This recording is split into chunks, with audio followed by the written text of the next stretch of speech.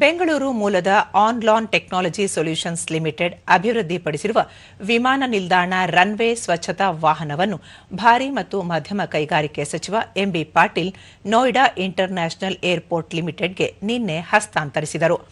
ಭಾರತ ಸರ್ಕಾರದ make in India ಉಪಕ್ರಮದಡಿ ಸ್ವಿಟ್ಜರ್ಲ್ಯಾಂಡ್ನ ಮೆಸರ್ಸ್ ಬುಕರ್ ಮುನ್ಸಿಪಲ್ ಸಹಯೋಗದಲ್ಲಿ ದೊಡ್ಡಬಳ್ಳಾಪುರದ ಆದಿನಾರಾಯಣ ಹೊಸಹಳ್ಳಿಯ ಕೈಗಾರಿಕಾ ಪ್ರದೇಶದಲ್ಲಿರುವ ಘಟಕದಲ್ಲಿ ಜೋಡಣೆಗೊಂಡು ತಯಾರಾಗಿರುವ ಈ ಮಾದರಿಯ 2 ವಾಹನಗಳನ್ನು ನೋಯ್ಡಾ ವಿಮಾನ ನಿಲ್ದಾಣದ ಪ್ರತಿನಿಧಿ ಪ್ರದೀಪ್ ರಾಣಾ ಅವರಿಗೆ ಹಸ್ತಾಂತರಿಸಿದರು. ಈ ಸಂದರ್ಭದಲ್ಲಿ ಉದ್ಯಮಿ ವಿನೋದ್, ಕಂಪನಿಯ ವ್ಯವಸ್ಥಾಪಕ ನಿರ್ದೇಶಕ ಪಿಎಂ ಉನ್ನಿಕೃಷ್ಣನ್ ನಾಯರ್, ಮಾಜಿ ಶಾಸಕ ವೆಂಕಟರಮಣ, ಲೆಕ್ಕ ಪರಿಶೋಧಕ ಜಿಜಿ ಪಾಟೀಲ ಮತ್ತಿತರರು ಉಪಸ್ಥಿತರಿದ್ದರು.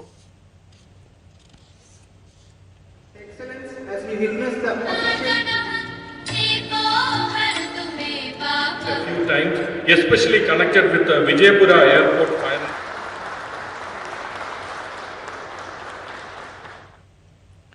ಬಳಿಕ ಎಂಬಿ ಪಾಟೀಲ್ ವಿಮಾನದ ಟೈರ್ಗಳಿಗೆ ಅಪಾಯಕಾರಿಯಾಗಬಹುದಾದ ಮೊಳೆಗಳು ಹಾಗೂ ಚೂಪಾದ ಲೋಹದ ತುಣುಕುಗಳನ್ನು ರನ್ವೇ ಮೇಲಿಂದ ತೆರವುಗೊಳಿಸುವ ಕಾರ್ಯವನ್ನು ಈ ವಾಹನ ಮಾಡಲಿದೆ.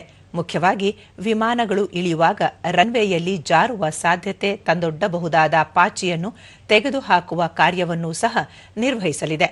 ನಮ್ಮ ಕೈಗಾರಿಕಾ ನೀತಿಯು ಗುರಿ ನಿರ್ದೇಶಿತ ಬೆಂಬಲ ಹಾಗೂ ಗುಣಮಟ್ಟ ಪ್ರಮಾಣ ಪತ್ರ ಪ್ರೋತ್ಸಾಹಕ ಕ್ರಮಗಳ ಮೂಲಕ ಆನ್ಲಾನ್ನಂತಹ ಕಂಪನಿಗಳಿಗೆ ಉತ್ತೇಜನ ನೀಡಲಿದೆ ಎಂದು ಹೇಳಿದರು. Developed vehicle that we are launching today is expected to be used by Noida International Airport for removing foreign object debris FOD such as nails or sharp metal fragments that could pose a risk to aircraft tires. It also designed to handle organic substances like algae, which can cause skidding on runways, especially during landing. PM Unnikrishnan Nair, ವಿಮಾನದ runway ಮೇಲಿಂದ ತೆರವುಗೊಳಿಸುವ ಕಾರ್ಯ ವಿಮಾನ ಸುರಕ್ಷತೆಗೆ ಆದ್ಯತೆ ದೀರ್ಘಾವಧಿಯ ಕ್ರಮವಾಗಿದ್ದು, ವಿಮಾನ ನಿಲ್ದಾಣದಲ್ಲಿ ಬಳಸುವ ಉಪಕರಣಗಳ ರಫ್ತು ಇದು ಒಂದು ಮೈಲುಗಲ್ಲಾಗಿದೆ ಎಂದು ಹೇಳಿದರು. But it is also a contractor responsible for the workshop operations and the maintenance of entire NIA fleet. So this particular milestone has a greater significance. So it is not just a one-time supply but a long-term relationship. ಉದ್ಯಮಿ ವಿನೋದ್, ವಿಮಾನದ ಉಪಕರಣಗಳು ವಿಮಾನ ನಿಲ್ದಾಣಕ್ಕೆ ಸಂಬಂಧಿಸಿದ ಹಲವು ಮೂಲಸೌಕರ್ಯಗಳನ್ನು Europe ಮತ್ತು America ರಾಷ್ಟ್ರಗಳಿಂದ ಈ ಮೊದಲು ಅವರು ಆಮದು ಮಾಡಿಕೊಳ್ಳಲಾಗುತ್ತಿತ್ತು.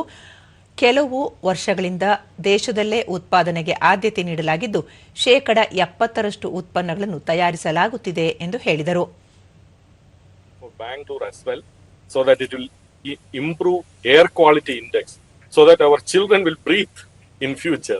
So that is our vision.